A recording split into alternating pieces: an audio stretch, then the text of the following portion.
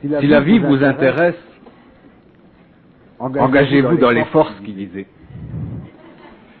Je supposais alors, dans toute ma naïveté, dans toute la candeur de cette époque, qu'il s'agissait des forces de vie, et je m'engageais pour 3 années à les servir.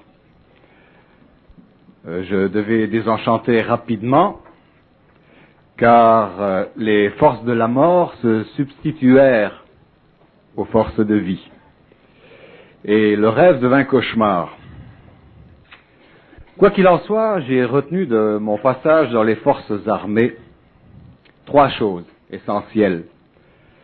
Que la plus petite mesure d'unité de poids, c'est le milligramme.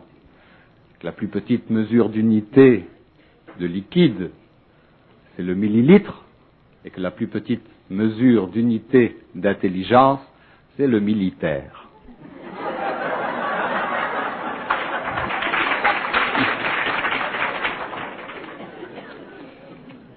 Quoi qu'il en soit, et par un juste retour des choses, 20 années plus tard, j'avais droit à une compensation de taille, puisque je devais rencontrer la plus grande mesure d'unité d'intelligence réelle, en la personne de Bernard de Montréal, que je vous propose maintenant d'accueillir.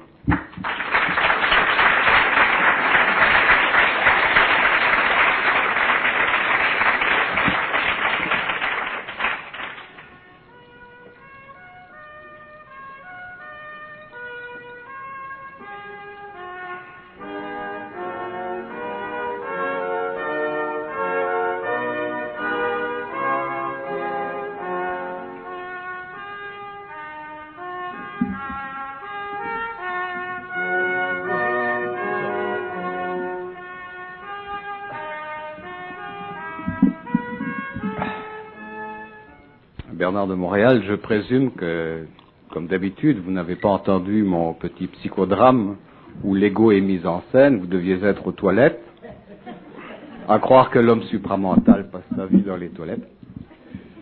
Mais vous savez, les gens sont méchants. Il y a de mauvaises langues. Quand le chat n'est pas là, les souris dansent, elles font des entrechats. Et il y a des gens qui m'ont dit, attention, aborder une conférence comme celle-ci sur le sens de la vie avec Bernard, c'est mortel.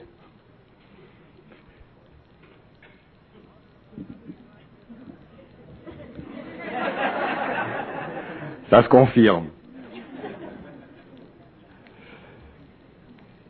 Est-ce que vouloir trouver un sens à sa vie, ça fait-tu du sens pour vous?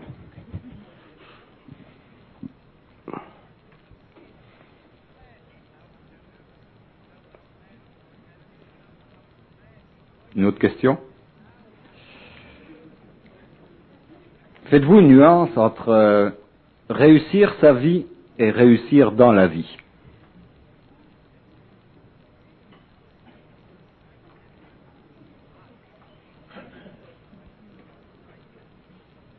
Une autre question.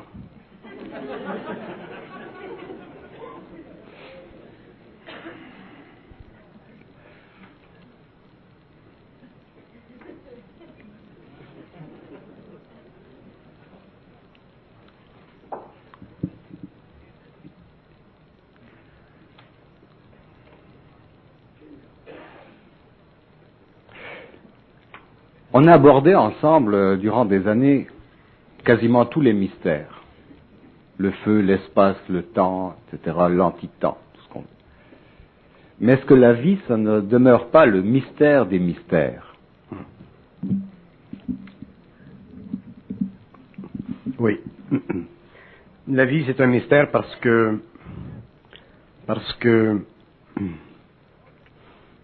d'abord parce que la science de la vie, la science objective de la vie, elle est nouvelle. Donc,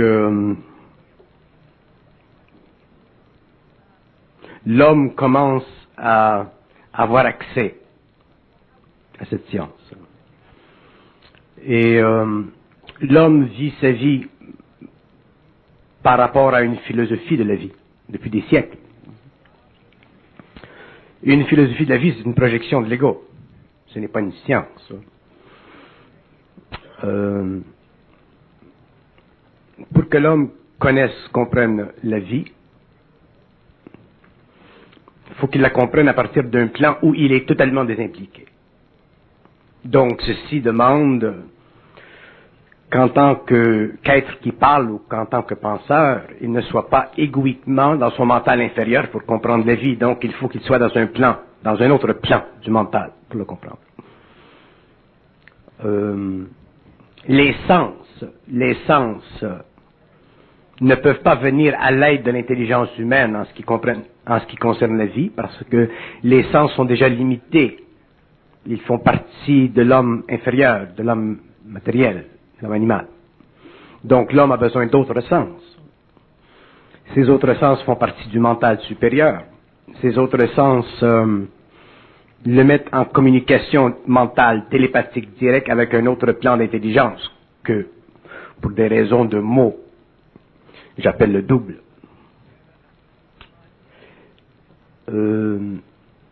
L'homme a un problème d'absorption psychologique.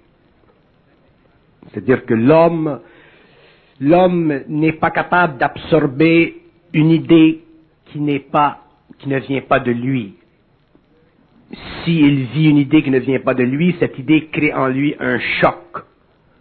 Donc, il a tendance à se retirer du pouvoir informatif de cette idée. Donc, à ce moment-là, il se retire du domaine mental invisible qui peut l'instruire sur la vie matérielle ou sur la vie invisible, la vie psychique, ainsi de suite. L'homme a de la mémoire, il a de l'émotion. Ceci constitue la nature propre de son ego, de sa personnalité. Donc, être en contact avec des dimensions du mental qui ne répondent pas aux besoins de l'homme en tant que tel, mais qui répondent aux besoins de la vie en tant que tel, pour l'homme, c'est un saut en hauteur, c'est très difficile. Parce qu'il est obligé de regarder la vie à partir d'une intelligence qui est coordonnée à la sienne, mais avec laquelle il n'est pas encore parfaitement harmonisé, donc avec laquelle il ne peut pas parfaitement substituer la nature de l'information pour une habitude d'être informé. L'homme, si l'homme veut, ou l'homme de l'avenir, si l'homme veut connaître, comprendre la vie, comprendre les mystères de la vie à tous les niveaux, il est obligé, quelque part dans le temps, ou il sera obligé, quelque part dans le temps, d'assumer le rôle de pouvoir supporter l'infinité du savoir.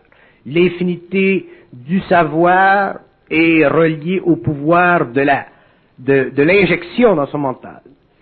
À partir du plan mental supérieur, à partir du double, de son activité créative, directement dans l'ego, il va être obligé de pouvoir supporter cette nouvelle connaissance, sans émotivité. S'il est capable de faire ceci, il va se créer en lui au niveau émotionnel une transmutation, c'est normal. Il va se créer en lui au niveau mental aussi une transformation, c'est normal. Et la mémoire qui par le passé avait été utilisée chez lui pour se construire une fausse forme, c'est-à-dire pour se construire un véhicule philosophique qu'on appelle le mental inférieur, va éclater. Et lorsque ceci éclatera, l'homme pourra naturellement avoir accès à de l'information à tous les niveaux, dans tous les domaines de la vie, matériel, animal, plantaire, humain, surhumain, science, ainsi de suite. Et il n'y aura plus en lui cette anxiété existentielle qui le force à subir la vie.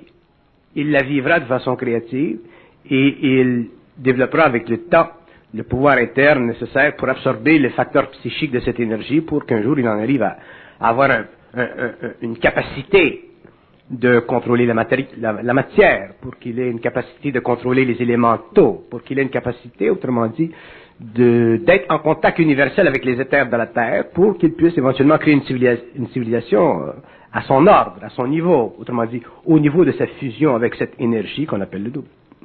Bien, mais est-ce que c'est le mental inférieur qui compartimente, qui coupe en morceaux la vie et qui qui voit la vie divisée en vie et mort. Est-ce que dans une vision du mental supérieur ou supramental, pour vous, est-ce que ce n'est qu'un courant continu qui n'est pas cloisonné, divisé, coupé? Vie et mort, pour vous, est-ce que c'est relié? Le mental inférieur cloisonne la conscience humaine parce que le mental inférieur est nourri par ce que l'homme voit dans le monde matériel. Le mental inférieur est nourri par l'aspect sensoriel. Le mental inférieur est constamment alimenté par l'univers matériel de l'homme. Et l'homme, lui, doit passer à un autre niveau, à une autre dimension du mental, où la matière ne devient plus sur son intelligence une limitation, de sorte qu'il peut commencer à comprendre le monde de la matière d'une façon créative, il peut commencer à comprendre le monde de la mort d'une façon créative, il peut commencer à comprendre le monde de l'esprit, de la lumière ou du double d'une façon créative, il peut commencer à comprendre le monde des hiérarchies, des gouvernements invisibles d'une façon créative. Mais pour ceci, il faut qu'il puisse, sur le plan psychologique, au niveau du mental inférieur, auquel il a été habitué, addicté pendant des siècles, il faut que quelque part, il lâche prise. S'il ne lâche pas prise, autrement dit, s'il continue, ou s'il veut continuer à être philosophique, s'il veut continuer à être rationnel dans le sens du mental inférieur développé, il ne pourra pas arriver à constater des aspects du réel qui ne sont pas nécessairement illogiques, mais qui dépassent la logique du mental inférieur. On dit souvent, le mental inférieur est logique, les aspects occultés ou para de la conscience humaine sont illogiques, irrationnels, et ce n'est pas réel, parce que le monde invisible est aussi ordonné, et même très ordonné, seulement que c'est l'interprétation psychologique de l'homme, c'est l'interprétation émotive, subjective de l'ego, qui fait de ces mondes parallèles des mondes à l'envers. Lorsqu'en fait, ces mondes sont la substance même de ce que nous retrouvons dans la matière. Ces mondes sont à l'origine de tout. C'est de ces mondes que vient la matière, c'est de ces mondes que viennent les formes, c'est de ces mondes que vient la vie. Donc, l'homme s'est institué en tant que procureur de sa propre couronne, mais sa couronne, elle est faite de fer, elle n'est pas faite d'or. Et pour que l'homme en arrive à pouvoir, finalement, brandir dans le monde sa propre couronne, sa couronne réelle, il lui faudra prendre conscience qu'il y a en lui des dimensions qui sont psychiques, qui sont internes, mais qui sont valablement correspondantes sur le plan de l'intelligence, logiquement organisée pour sa perception à lui. Il n'y a aucun désordre, il n'y a aucun irrationnel dans la communication entre un homme et le double. Au contraire. Évidemment, il y a des dimensions qui dépassent les étapes purement logiques cartésiennes du mental inférieur, parce que le double a une vision d'ensemble qui dépasse les structures psychologiques avec lesquelles l'homme peut raisonner, c'est-à-dire le facteur temps.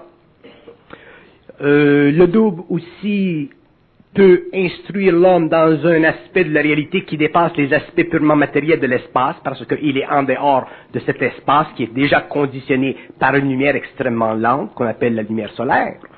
Donc, l'homme, si l'homme est en communication télépathique avec un double, avec le double, et que ce double fait partie de mondes qui ne sont pas restreints par les limitations purement sensorielles que nous connaissons, à ce moment-là, lui, en tant qu'homme, s'il veut s'élever en intelligence, comprendre finalement les mystères et réaliser que les mystères sont simplement des formes subtiles ou agrandies d'ignorance, l'homme s'infinitise, le mental grandit, la conscience égoïque se raffine, le mental inférieur ne s'éteint pas, il demeure, mais il est capable de supporter le mental supérieur. Donc l'homme passe de l'involution à l'évolution.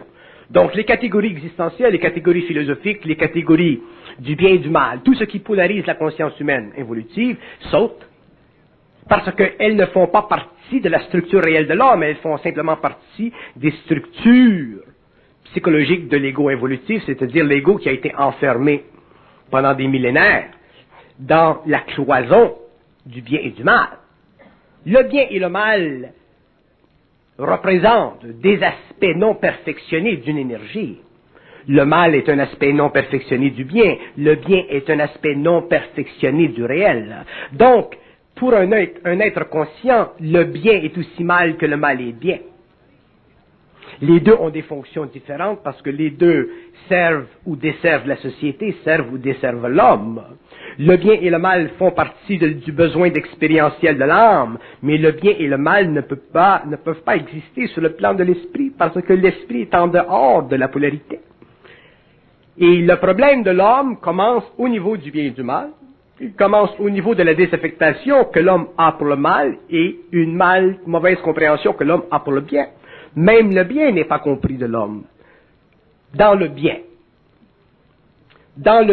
si nous regardons le bien des civilisations, si nous regardons le bien des religions, si nous regardons le bien des spiritualités, si nous regardons le bien des conventions, nous voyons que le bien a servi à l'évolution des sociétés, mais pour le maintien d'un certain pouvoir. Donc le pouvoir, ce sont les gouvernements, le pouvoir, ce sont les églises, le pouvoir, ce sont les spiritualités, les philosophies. Donc il y a des êtres qui, pour maintenir le pouvoir, autrement dit, pour empêcher la destruction des systèmes de vie, sont obligés d'opter pour le bien. On ne peut pas opter pour le mal si on veut garder un système en vie. Le mal est l'incapacité à l'homme de se rendre d'un niveau de conscience à un autre. Donc, dans les deux cas, nous pouvons très bien voir que ce qui est bien pour une société n'est pas nécessairement bien pour une autre. Ce qui était bien pour les Occidentaux, pour les catholiques, n'était pas nécessairement bien pour Hitler. Donc, le bien hitlérien, le bien du Troisième Reich, le bien du Reich, c'était une autre valeur. Donc, c'était une valeur qui était faussée par l'instance occulte à travers cet homme. Mais l'instance occulte, ou l'aspect occulte, ou la manifestation occulte, ou l'aspect médiumnique de l'homme, c'est à l'échelle mondiale. Tous les hommes sont médiumniques, tous les hommes sont médiumnisés. Tous les hommes, les écrivains sont médiumniques, les hommes qui parlent sont médiumniques. Le moindre geste de l'homme est médiumnique parce que le moindre geste de l'homme est un geste qui est repris à son insu par les forces inconscientes de l'ego, ce que j'appelle l'astral, c'est-à-dire que l'homme n'est pas parfaitement dans son lien universel, donc il est médiumnique. Donc il répond par intuition, il répond par idéologie, par imagination, il répond à des forces subtiles, nocturnes en lui. L'homme est régi par les forces lunaires. Il y a des hommes dans le monde qui sont plus près de cette réalisation parce qu'il y a des hommes dans le monde qui travaillent plus près avec ces formes ésotériques ou hermétiques de connaissances qui sont rejetées de la société. Les médiums, les voyants, les clairvoyants, ainsi de suite. Mais ces êtres-là ne sont pas incorporés dans un système philosophique de vie mondiale. Nous les rejetons, ils sont à côté. Bon. Alors l'homme est un être qui est médiumnique et l'homme un jour devra cesser d'être médiumnique pour devenir totalement télépathique sur le plan mental, c'est-à-dire pouvoir communiquer directement avec son double, c'est-à-dire avec cette partie de lui-même qui est en dehors du monde de la mort. Tant que l'homme ne comprendra pas la mort, il ne pourra pas comprendre la conscience de l'ego. Tant que l'homme pensera que la mort c'est quelque chose de l'autre côté de l'espace et du temps, que c'est fini, il sera dans l'illusion. Tant que l'homme ne pourra pas communiquer mentalement avec la mort ou avec les morts ou avec les entités et réellement les placer contre le mur lui-même, il ne pourra pas voir les conventions ultimement universelles et cosmiques qui sont à la base du pouvoir astral sur la planète Terre. Donc, il ne pourra pas comprendre les lois de l'évolution, il ne pourra pas comprendre pourquoi il est dans une situation aussi perverse qu'il est aujourd'hui, c'est-à-dire une situation où il n'est pas capable de sentir en lui le moindre mouvement capable de lui assurer la permanence de sa réalité. Ce qui donne naissance à l'anxiété philosophique, l'anxiété existentielle, les drames psychologiques, tout le merdier à l'intérieur duquel nous nous retrouvons, que nous soyons d'une race ou d'une autre. Donc il n'y a pas d'hommes, les hommes sur la terre, qu'ils viennent d'une race, qu'ils appartiennent à une nation, qu'ils appartiennent à une collectivité quelconque pensante, qu'ils se servent d'une mémoire collective historique. Les hommes ne sont pas capables de défier de façon absolue la polarité des formes pensées qui viennent de ces races pour englober l'homme et lui permettre, contre lui-même et pour lui-même en même temps, de survivre au cataclysme cyclique de son évolution. Donc l'homme devra un jour, et c'est ce qui va se passer avec l'évolution de la conscience nouvelle, c'est que l'homme nouveau, le fils de la lumière, c'est-à-dire l'homme qui est maintenu par sa propre force, il sera obligé un jour de réaliser la nécessité absolue de ne plus posséder au-dessus de lui de maître. Les maîtres ont été nécessaires, les systèmes ont été nécessaires pendant que l'homme était dans son immaturité. Mais à partir du moment où l'homme entrera dans sa maturité, dans sa fusion, dans son intégration, dans son unité, dans l'unification de son esprit avec son ego, autrement dit dans le feu de sa conversion cosmique et planétaire, il n'aura plus besoin de maître. À ce moment-là, les hommes conscients rencontreront des hommes conscients et il y aura dans le monde l'universalisation d'un savoir. Il y aura dans le monde, sur le plan matériel, l'édification planétaire et cosmique de l'homme dans un même temps. Il y aura dans les terres une conversion totale du patrimoine génétique, mémoriel, animique de l'homme. Autrement dit, il y aura reconstruction dans les terres d'un monde égal au potentiel créatif de l'individu qui pourra un jour sortir de son corps matériel, revenir dans son corps matériel, jusqu'au moment où il en aura marre d'être sur la planète Terre et il ira sur une autre planète, continuer à convertir les énergies d'une forme plus inférieure à une forme supérieure, ce qui fait partie de l'évolution jupitérienne. Mais à un certain moment, l'homme ne pourra plus se permettre d'avoir au-dessus de lui de maître. Ceci prend un certain temps. Mais où commence la maîtrise? Où l'homme, de n'importe quelle race, de n'importe quelle nation, doit réaliser la domination? D'abord, c'est dans son mémoriel, dans la polarité de ses pensées, dans la polarité des valeurs de ses pensées, dans la polarité des formes de ses émotions reliées à ses pensées. Et c'est là que l'homme va être obligé de commencer à travailler à la reconstruction de son avenir. Et je dis la reconstruction de son avenir, parce que déjà son avenir est construite, mais elle est construite sur les autres plans. Elle doit être reconstruite ici, parce qu'elle a été détruite à partir du moment où il a perdu contact avec le lien universel. Donc l'homme sera obligé, quelque part dans le temps, de commencer lentement à prendre conscience qu'il n'existe pas au-dessus de lui d'autorité. C'est le plus grand mythe de l'involution.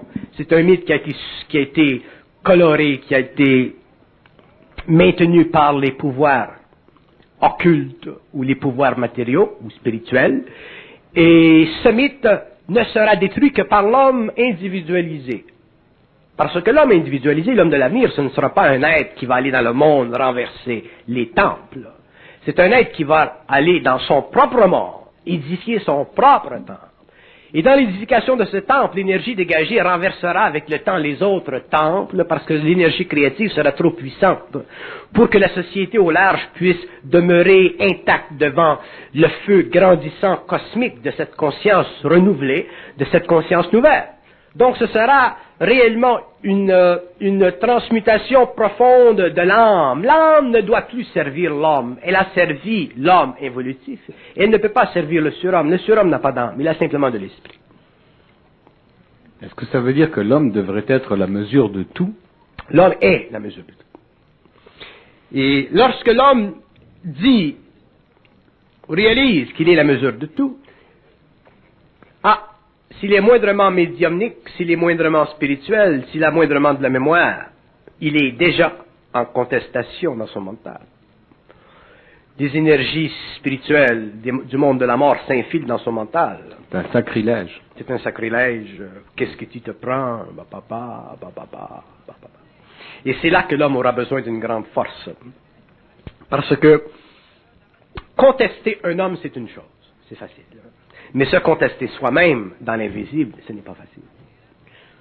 Et lorsque l'homme aura la force interne de contester l'invisible, il n'aura plus à contester les hommes. Il se retirera complètement de l'ignorance des mondes. Un homme conscient ne conteste pas. Il parle, il explique, il pénètre, mais il ne conteste pas. Parce qu'il n'a rien à prouver, parce que tout se fait en lui, tout existe en lui, tout est en lui. Donc l'homme nouveau, sa lutte ne sera pas contre les hommes, sa lutte sera contre les sphères dans l'homme qui manipulent son conscient, qui font de son inconscient une source, une réserve d'énergie puissante qui est utilisée contre lui dans la nuit quand il dort, ou le jour à travers la manipulation subtile de ses centres. L'homme est un mystère. Il n'est pas un mystère, il est un mystère pour l'homme. Dans le fond, l'homme est une évidence créative, scientifique, raisonnable, intelligente, absolue, infinie. L'homme, c'est un être de lumière.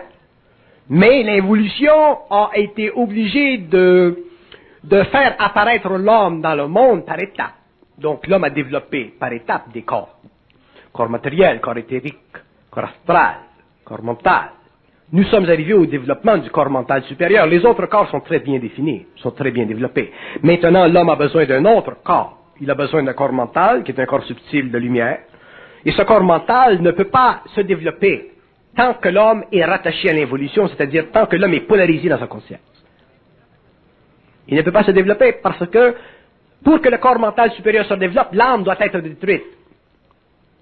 Lorsque l'âme est détruite, l'esprit apparaît. Tant que l'âme demeure, l'homme est obligé de vivre par expérience. Lorsque l'esprit apparaît dans l'homme, la lumière dans l'homme ne vit plus d'expérience, il vit par créativité.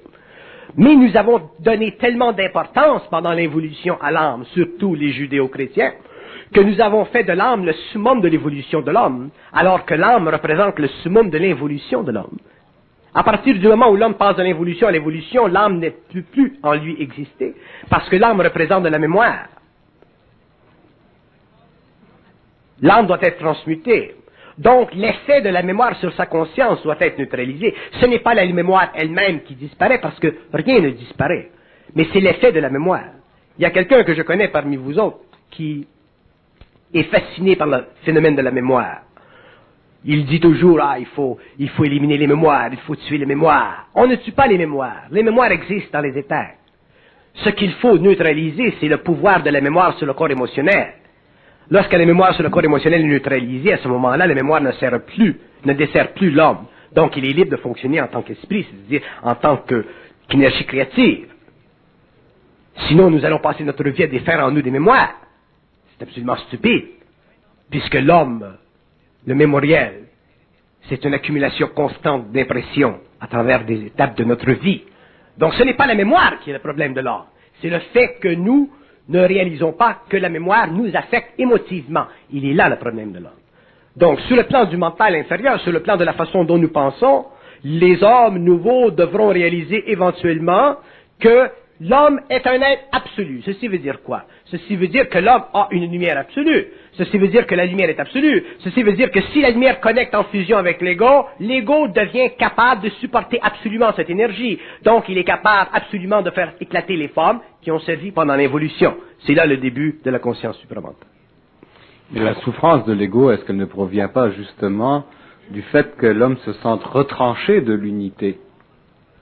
La souffrance de l'ego vient du fait que l'homme veut être unifié, et lorsqu'il se rapproche de ce processus, il gèle, il craint, il a peur.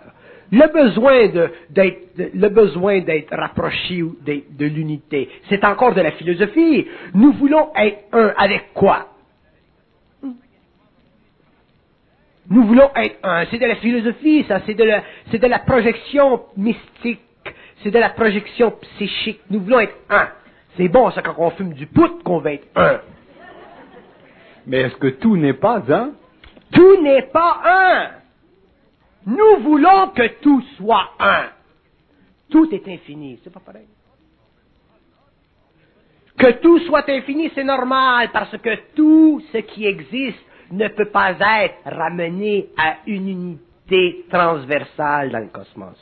Une unité transversale, c'est la polarisation cosmique d'une énergie qui ne peut pas revenir à elle-même. C'est impossible parce que le mouvement ne fait pas partie de ce que nous appelons Dieu. Nous avons voulu que le mouvement appartienne à Dieu parce que nous avons tous des mentalités de Saint-Homo d'Aquin.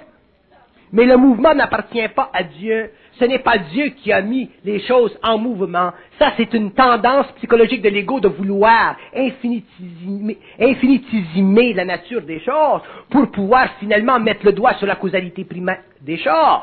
Mais mettre le doigt sur la causalité primaire des choses, c'est une tendance psychologique de l'ego de vouloir revenir au début des choses. Mais le début des choses fait partie du besoin de l'ego de savoir qu'il y a une infinité dans les choses. Mais le besoin de savoir qu'il y a une infinité dans des choses, c'est l'insécurité de l'ego. Mais existe-t-il un début et une fin à la vie?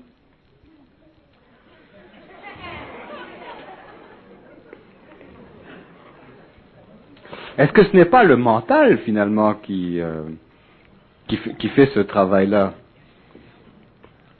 C'est le mental inférieur. Le mental inférieur, c'est de la mécanique, c'est de la machinerie. Oui, mais ça, c'est pas réel. Mais non, c'est pas réel. C'est pour ça que je dis que vos questions sont pas réelles. Donc, à ce moment-là, elles foutent quoi? Elles foutent rien. Vos questions. Bien. On a l'impression que la vie nous doit quelque chose. Est-ce que c'est réel, ça? Ce n'est pas que la vie nous doit quelque chose, c'est que nous devons nous donner tout de la vie.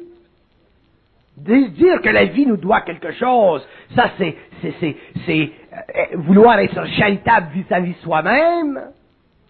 C'est pas que la vie nous doit quelque chose, la vie est un continuum d'énergie, c'est à nous d'aller chercher tout de la vie dans la mesure où nous sommes en vie. Mais nous ne sommes pas en vie, nous sommes morts. Les morts demandent à la vie de leur donner quelque chose. Imaginez-vous si c'est plaisant. Nous sommes des morts vivants. Pour que la vie nous donne ce que nous avons de besoin, autrement dit, pour que nous allons chercher dans la vie tout ce que nous avons de besoin pour être vital, autrement dit, pour être créatif, il faut que nous connaissions la vie. Si vous voulez produire quelque chose dans l'industrie, il faut que vous connaissiez les moyens de production. Il faut que vous connaissiez les lois de l'industrie. Il ne s'agit pas pour vous de dire il faut que l'industrie me paie un salaire. C'est à vous d'aller dans l'industrie, de vous rendre créatif pour que le salaire vienne naturellement. Nous voulons que la vie nous donne quelque chose. La vie n'a rien à nous donner, puisque la vie en elle-même est absolument généreuse, elle est absolument créative. Mais nous manquons d'intelligence créative, donc nous ne pouvons pas bénéficier de sa générosité. Parce que nous sommes astralisés dans notre conscience. Nous ne sommes pas des êtres vivants, nous sommes des êtres morts qui retournent à la mort.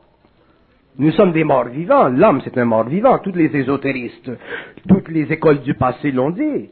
Mais l'homme est arrivé à un point aujourd'hui où il a la capacité finalement de déchirer le voile de cette ignorance, c'est-à-dire de commencer à mettre fin au pouvoir de la mort sur sa conscience. Et quand je parle du pouvoir de la mort, je ne parle pas du pouvoir de la mort de façon allégorique. Je parle du pouvoir de la mort dans un sens absolument réel, à partir du moment où il est capable de constater la nature de ses pensées. Si vous avez une pensée qui est conne, c'est pas de votre faute. Si on vous l'a pas dit. Mais si on vous l'a dit, on vous a expliqué le monde de la pensée, si on vous a expliqué comment fonctionne la pensée, comment œuvre le monde de la mort, comment œuvre les décorporalisés dans le monde de la mort, si on vous a expliqué la nature de l'astral, et que vous continuez à vivre vos pensées connes, à ce moment-là, vous êtes réellement un con, et à ce moment-là, vous méritez de mourir, vous méritez de ne pas avoir accès à la vie, et vous méritez aussi de vous gargariser avec les grandes questions, est-ce que la vie me doit quelque chose? Ou les grands espoirs, la vie devrait me donner quelque chose. Qu'est-ce que je fais au bon Dieu? Quelqu'un qui s'interroge sur le sens de la vie, est-ce qu'il mérite de mourir? Quelqu'un qui s'interroge sur le sens de la vie, c'est quelqu'un qui ne connaît pas la vie. Quelqu'un qui connaît la vie ne s'interroge pas sur le sens de la vie. S'interroger, ça fait partie de l'ignorance de l'âme, ça fait partie de la recherche spirituelle de l'âme, ça fait partie de la connivence du monde de la mort contre le monde de l'âme. S'intéresser au sens de la vie. Demandez à votre chat s'il s'intéresse au sens de sa vie. Nous sommes censés être des hommes intelligents. Les hommes sont censés être intelligents. L'homme n'est pas intelligent, il a accès à l'intelligence. Et il est totalement ignorant dans son intelligence, ce qu'on appelle de la stupidité. C'est ça, là. Je pense donc je suis. Est-ce que c'est encore de la philosophie, de la Je pense comme je suis. Je pense donc je suis. C'est la plus grande connerie des philosophes. Je pense donc je suis. Qu'est-ce que ça veut dire? Qu'est-ce que ça veut dire? Ça veut dire que je pense donc je suis capable de me prendre au sérieux. C'est ça, je pense donc je suis. Est-ce que l'homme a besoin de penser pour être? La pensée de l'homme cartésien, la pensée de l'homme évolutif, c'est un niveau inférieur du mental. L'homme conscient n'a pas besoin de penser, il ne pense pas, il communique. Autrement dit, l'homme demain dira, je communique avec mon double, donc je sais qu'il se passe quelque chose.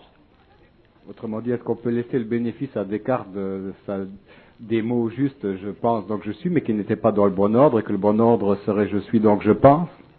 Je suis donc je parle. Vous faites toujours des erreurs.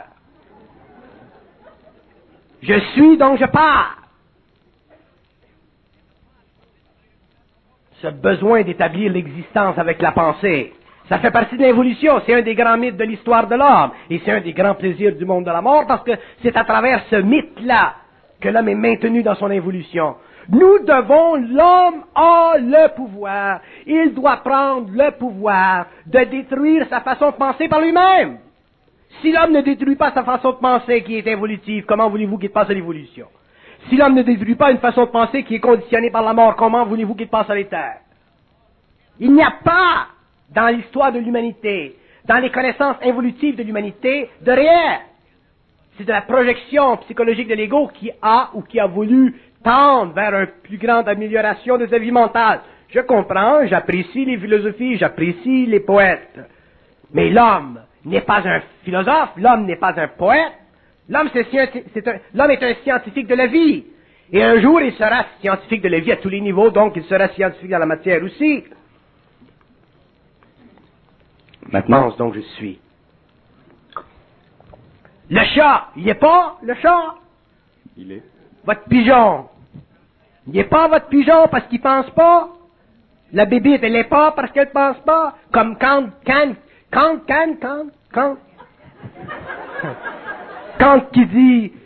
qui dit, toutes les idées viennent du monde intérieur. Donc lorsque l'on voit un arbre, nous voyons l'arbre à partir d'une perception interne, comme si l'arbre n'existait pas. Enlever l'humanité, la Terre, l'univers disparaît. Ça, c'est l'orgueil allemand, ça. Enlever l'observateur et la nature n'existe pas. Enlever l'observateur, la nature n'existe pas. Il a fallu que la nature existe pour que l'homme vienne. Il a fallu que les dinosaures viennent avant que l'homme vienne. Alors maintenant qu'on a vu tout ce que n'était pas la vie à travers les systèmes de philosophie, de croyances religieux et autres, est-ce que vous pouvez nous donner une définition de la vie qui va nous surprendre?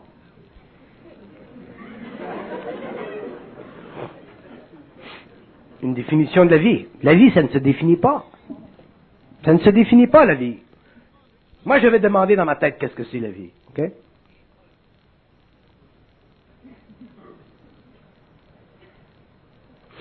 On me répond que la vie, c'est une perte de temps tant qu'on ne sait pas comment ça fonctionne. Donc, c'est une expérience. Vous voulez des questions? Je vais aller intérieurement, demandez-moi des questions, je vais vous répondre exactement comme je les reçois. Mais vous êtes capable de définir la vie, si vous voulez. Vous pouvez prendre une demi-heure de votre temps, puis nous définir la vie pendant une demi-heure. Oui, mais définir la vie, à ce moment-là, c'est occulter la nature de la vie. Si j'occulte la nature de la vie, autrement dit, si je définis la vie en fonction de ses aspects visibles et invisibles, je lui donne une forme occulte. Mais ça donne quoi à l'homme, ça? Et c'est quoi la tentative actuelle de l'homme de définir la mort? L'homme veut définir la mort parce que l'homme veut mettre le doigt dessus, il veut savoir qu'est-ce que c'est, parce que la mort le chatouille. Est-ce que la mort, c'est la polarité inverse de la vie? Est-ce que c'est de la négation de la vie aussi simplement? Non, la mort, ce n'est pas la polarité inverse de la vie. La mort, c'est un espace-temps temporaire pour que l'homme, lorsqu'il sort de son corps matériel, reprenne contact avec sa mémoire pour qu'il revienne plus tard dans un corps matériel un petit peu plus intelligent. C'est tout. C'est ça la mort. Mais la mort ne fait pas partie de l'éther. La planète matérielle n'est pas le lieu naturel de l'homme. Est-ce qu'il existe des concepts provisoires, mais qui sont utiles à la compréhension de la vie, tels que la réincarnation? Oui, la réincarnation, c'est un concept qui est utile parce qu'il permet à l'homme de comprendre qu'il y a un processus de cyclisme où il revient dans l'invisible, il prend conscience, il réajuste un plan de vie, il revient, et ainsi de suite. Mais la réincarnation, c'est cyclique, c'est temporaire. L'homme ne peut pas constamment se réincarner. Parce que c'est une perte de temps. Un jour, il faut que l'homme vienne et maintienne sa conscience permanente. Le problème avec la réincarnation de l'homme de retour au monde de la mort, c'est que quand il retourne dans le monde de la mort, il devient encore un légume, assujetti aux lois lucifériennes, assujetti aux lois de l'évolution, assujetti aux lois des organismes gouvernementaux qui font partie du mouvement incessant dans la galaxie de reconstruire des formes pour le maintien du pouvoir. Il y a dans l'invisible des gouvernements des forces qui contrôlent les forces de vie. Ils ont un rôle à jouer. Nous ne pouvons pas mesurer ce rôle en fonction de nos concepts gouvernementaux sur le plan matériel. Mais il y a des forces qui travaillent dans le monde de la mort, les morts, autrement dit, ces êtres qui ont perdu la corporalité, ils vivent sous des lois qui les gouvernent. Ils ne peuvent rien contre ces lois. Comme l'homme sur le plan matériel, il vit sous des lois qui le gouvernent, et il ne peut rien contre ces lois. C'est pour ça que les êtres dans le monde de la mort ne sont pas plus avancés que nous. Au contraire, l'homme est dans une situation beaucoup plus beaucoup plus bénéfique face à l'évolution de sa conscience que s'il était mort. D'ailleurs, ce n'est pas dans la mort que la fusion se fera, c'est sur le plan matériel. Le plus grand dilemme des morts, c'est de voir constamment cette lumière et ne jamais pouvoir y arriver, et savoir que quelque part dans le temps, il faut qu'il y ait une connexion, une fusion avec cette lumière. Et dernièrement, il commence à savoir que cette fusion doit se faire sur le plan matériel, donc il commence à s'énerver un peu. Nous avons été mystifiés par la mort. L'homme est mystifié par la mort. Et il est mystifié par la mort parce qu'il ne connaît pas la vie. Et s'il connaissait la vie, il ne serait pas mystifié par la mort. Mais pour connaître la vie, pour comprendre la vie, il faut être en contact avec des intelligences, des niveaux d'intelligence qui ne sont pas régis par la matière, qui ne sont pas régis par la mort, qui ne sont pas régis par la matérialité et qui ne sont pas régis par la lune noire. Il faut que ce soit une communication, un lien universel, permanent, éternel et sans fin. À ce moment-là, l'homme peut commencer à grandir en conscience. Il n'y a pas de mystère. Hein? Tout se répond. Il y a des réponses à tout.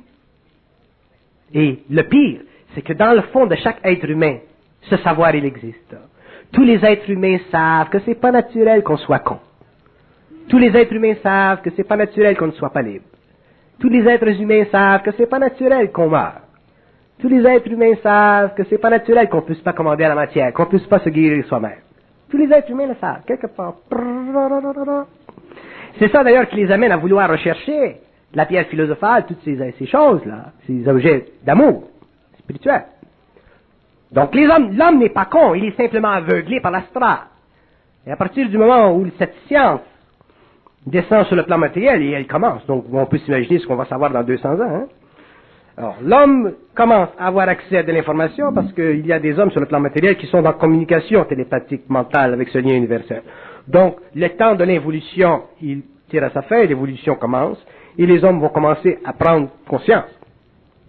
Ils ne pourront pas faire autrement. Ce n'est pas un mérite. Ça fait partie du pouvoir de la lumière qui, finalement, reprend son contact avec l'humanité, mais ça va prendre des siècles pour que toute l'humanité passe. Mais en attendant, ça se fait au niveau individuel, et d'ailleurs, ça se fera toujours au niveau individuel. Tout le monde veut vivre libre, tout le monde veut vivre en paix. Est-ce que l'accès à la science de la vie permettra de vivre libre et en paix? Oui. Oui, parce que... Sur le plan physique? Oui. Oui. Avant d'être mort? Si l'homme évolue suffisamment, il n'aura pas à mourir. Il va passer du plan matériel à l'éthérique. Ce n'est pas de la mort, ça. Mais si l'homme connaît la vie, oui... Tu ne peux pas vivre sur le plan matériel en fusion avec ton énergie sans créer constamment des conditions pour t'amener à la paix. C'est impossible.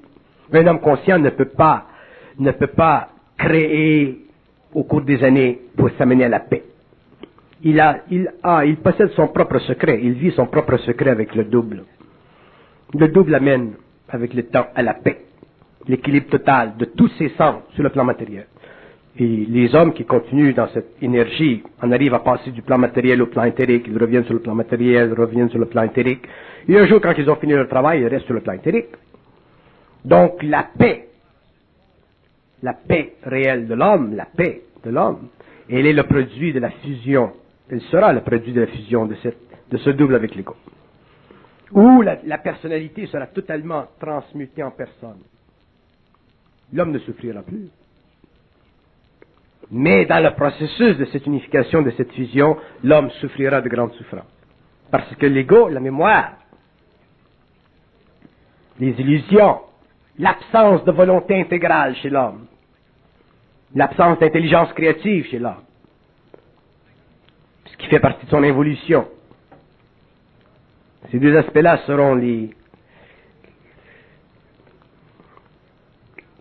deux aspects les plus difficiles à rendre. Et ils font partie de sa conscience, ils font partie de sa fusion, de son intelligence, de son énergie. Mais un homme qui connaît la vie, ou l'homme qui connaîtra la vie, ne souffrira plus. La vie, c'est très simple. Mais on ne peut pas penser aux lois de la vie quand on pense subjectivement.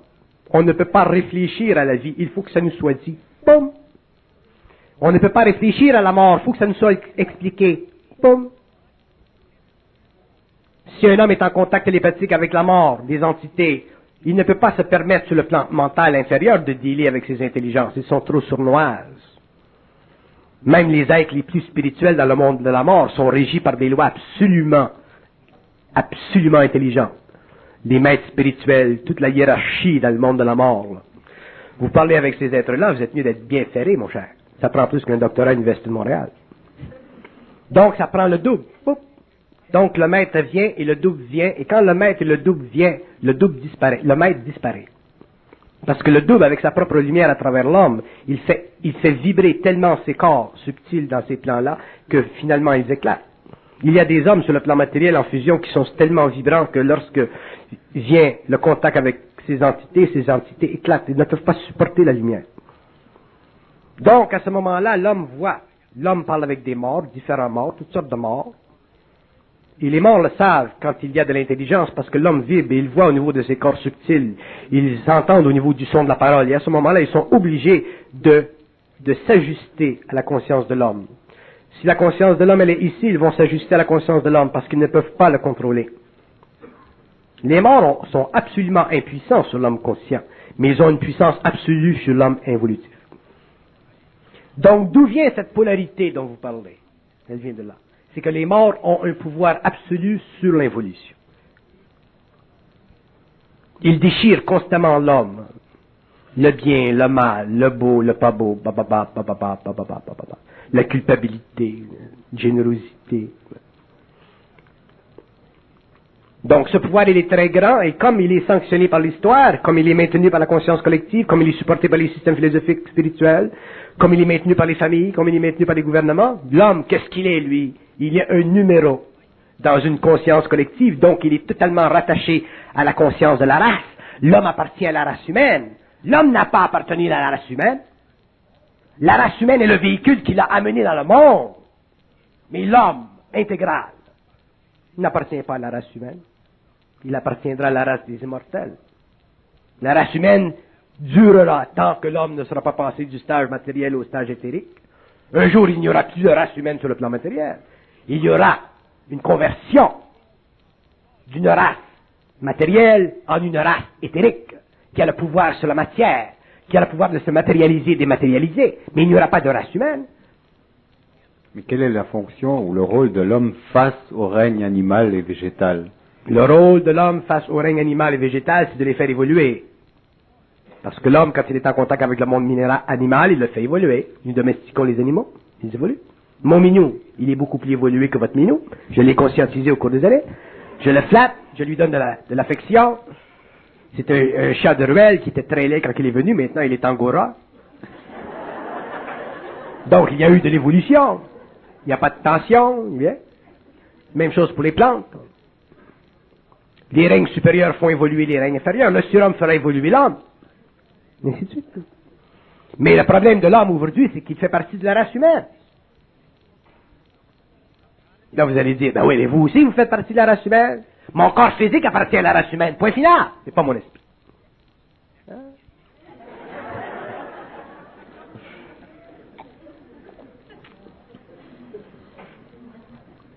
Mon esprit m'appartient. L'âme fait partie de mon expérience, ou faisait partie de l'expérience de l'homme, à travers la conscience de la race humaine, oui. Qu'est-ce que vous voulez que je vous dise? Est-ce que dans l'univers, tout vit? Tout pulse. Le concept de vie, c'est un concept humain matériel. Le concept de la vie, c'est un concept qui fait que nous soyons obligés de prendre une forme pour la stabiliser à un certain niveau vibratoire pour qu'elle convienne à notre sensorialité. C'est parce que nous concevons la vie justement comme vous la questionnez que nous ne sommes pas capables de comprendre le monde de la mort. Tout pulse. Si tout pulse, est-ce que tout est conscient? Tout est à différents niveaux de conscience. Il y a des niveaux de conscience plus élevés que d'autres. Il y a des niveaux de conscience très élevés. Il y a des niveaux de conscience extrêmement élevés. Il y a des niveaux de conscience qui sont presque absolus. Mais il n'y a pas de niveau de conscience qui soit absolument parfait, tout partout dans le cosmos, dans un même temps. Excepté un. L'énergie. L'énergie, c'est la seule forme de conscience qui soit dans tous les temps, tous les espaces, consciente. L'énergie. Et vous savez qu'est-ce que c'est de la conscience? De la conscience. De la conscience. Il faut que je l'écrive. Vous avez un crayon? Non. Il y a quelqu'un qui a un crayon? Du papier?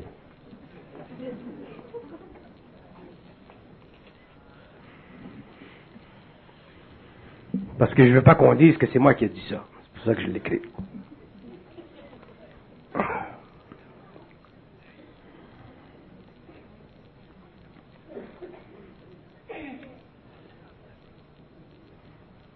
De la conscience et de l'énergie, plus ou moins perfectionnée. Donc, que vous parliez de la conscience atomique, c'est de l'énergie, plus ou moins perfectionnée. Lorsque vous parlez de l'homme, c'est de l'énergie plus perfectionnée. Lorsque vous parlez du surhomme, c'est de l'énergie plus perfectionnée. Lorsque vous parlez des immortels, c'est de l'énergie plus perfectionnée. Lorsque vous parlez des Melchisédek, que vous parlez dans votre vocabulaire d'homme, les anges, les archanges, c'est de l'énergie plus perfectionnée. Donc, vous ne pouvez pas parler de forme de vie. Vous pouvez parler de pulsion vitale. Alors, est-ce que la Terre ou la vie qui se manifeste sur la Terre est un laboratoire dans lequel on expérimente de la conscience? C'est ça. La Terre, c'est un laboratoire. Toute planète matérielle est un laboratoire. Et sur les autres plans, il y a des intelligences qui pulsent et qui font vibrer et qui manipulent l'énergie de ce laboratoire. Alors pourquoi, si l'esprit est lumière, pourquoi lui faut-il passer par les ténèbres ou la noirceur du plan physique, la densité de la matière, pour aller chercher une supposée conscience qu'il devrait être déjà dépositaire dans sa perfection? Parce qu'il y a eu, dans le passé, il y a eu des accidents dans l'universel. Il y a eu des accidents. Et ces accidents ont été responsables pour le choc qui a été donné à l'humanité, pour la rupture du lien universel. Il y a eu des intelligences qui ont créé dans le passé des sons. Ces sons se sont répandus dans l'univers et ils ont créé dans le psychisme humain une disconnexion avec l'homme et son double. Le début de la rébellion qu'on appelle dans les textes ésotériques ou bibliques entre les forces lucifériennes et les forces de la lumière. Ces êtres-là, ce que nous appelons les lucifériens, il ne faut pas parler de lucifériens dans le sens moral. Hein? Bon. Les lucifériens, c'était des êtres, des intelligences extrêmement avancées, qui ont travaillé avec des sons à des niveaux tellement élevés que des intelligences dans d'autres parties du cosmos qui étaient très avancées ont voulu utiliser, et lorsqu'ils ont utilisé ces sons, ils ont créé, jusque dans les éthers de notre planète, des chocs. Et ceci a coupé le lien universel entre l'homme et les mondes de la lumière. Maintenant, à travers ceci, l'homme a évolué, ses principes se sont développés, et maintenant, ces mêmes forces qui originalement étaient en contact avec lui vont revenir en contact avec lui. Mais maintenant, l'homme aura un ego. L'homme aura un corps matériel, vital, astral, mental développé. L'homme, au lieu d'être simplement un réservoir pour la lumière sur une planète, deviendra lui-même un être créateur. Est-ce qu'il existe d'autres humanités semblables à la nôtre? Des porteurs de vie, des véhicules semblables aux nôtres? Oui. Il y a d'autres humanités qui sont semblables à la nôtre. Ces humanités ont différentes formes d'évolution, elles ont évolué différemment, elles n'ont pas connu les guerres, elles n'ont pas connu l'animalisme. Donc ce sont des humanités qui ont évolué sur le plan scientifique à un très très haut niveau. Est-ce qu'on peut dire d'elles qu'elles n'ont pas été coupées du lien universel? Non, c'est justement pourquoi elles sont très avancées, parce qu'elles n'ont pas été coupées du lien universel. Si l'homme n'avait pas été coupé du lien universel, aujourd'hui l'homme sera extrêmement avancé, l'homme sera un extraterrestre comme ces êtres. Il pourra voyager dans le cosmos, ainsi de suite. Mais il y a eu des raisons pour ceci. Il y a eu l'accident, mais il y a eu aussi des raisons. Mais l'homme, ce n'est pas le passé philosophique ou occulte ou métaphysique de l'humanité que l'homme doit comprendre. C'est le présent de la nature de sa conscience mentale inférieure. L'homme doit comprendre, l'homme qui vient, doit comprendre finalement, de façon mentale, de façon intelligente, de façon réelle et de façon créative, le monde de la pensée. L'homme doit savoir qu'est-ce que c'est de la pensée. Ce n'est pas simplement quelque chose qui nous passe dans le cerveau. Ce n'est pas quelque chose qui se fait malgré nous-mêmes. L'homme doit connaître, doit réaliser où et quand elle est colorée, sa pensée. Pourquoi elle est colorée? À cause de quoi elle est colorée? Qu'est-ce qui est utilisé en lui pour qu'elle soit colorée? Sinon, l'homme serait dans son intelligence.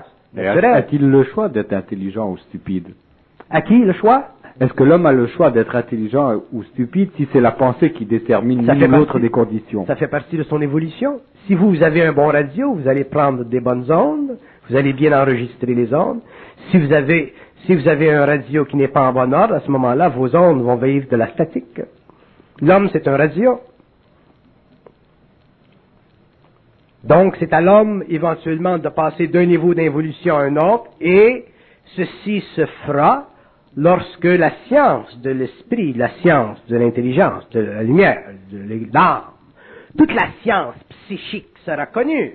Il faut que tout soit connu. Il faut que l'homme ait accès à toutes les réponses instantanément.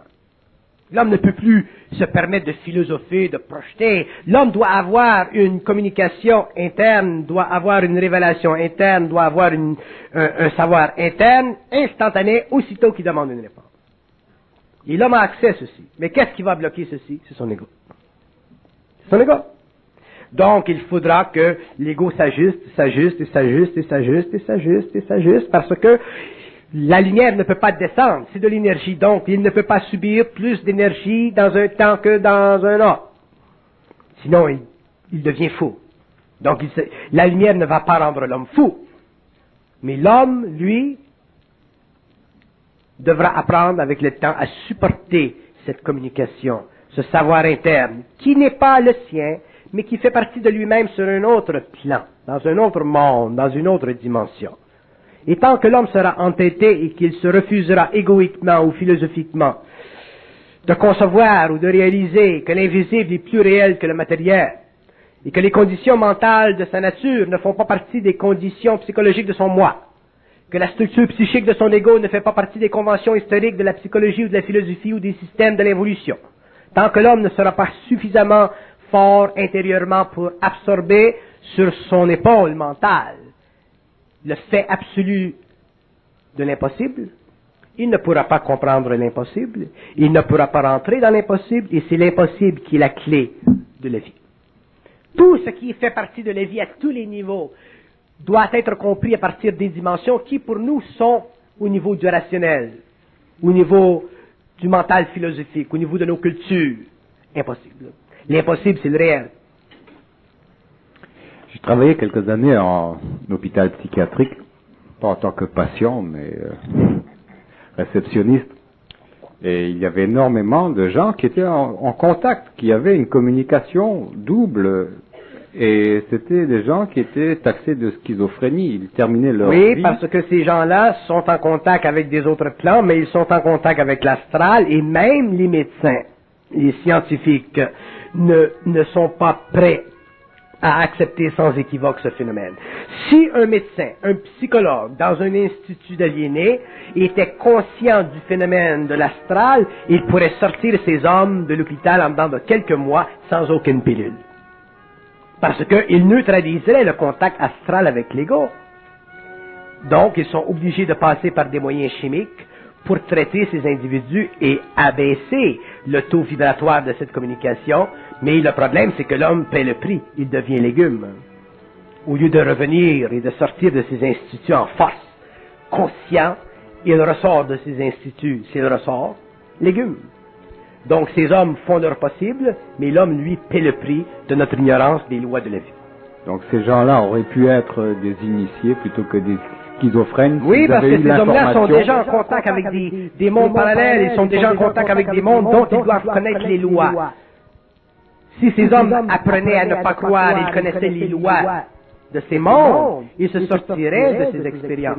Et probablement, ils deviendraient de grands initiés.